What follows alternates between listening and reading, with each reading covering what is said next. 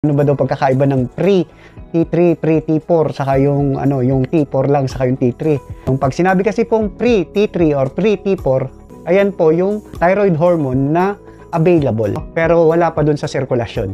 Hindi pa siya nagbabind dun sa tinatawag na TBG or yung thyroid binding globulin. Isa po yung protina na nangsisilbing sasakyan, no, para mai-transport po doon sa mga nangangailangan na pabilisin yung aktibidad ng isang selula.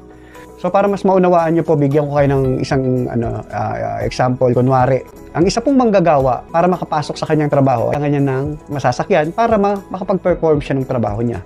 So yung sumakay po na yun po yung tinatawag ng total T3 or T4. Kasi po, ipe-perform niya na yung trabaho niya kasi pupunta na siya dun sa trabaho niya.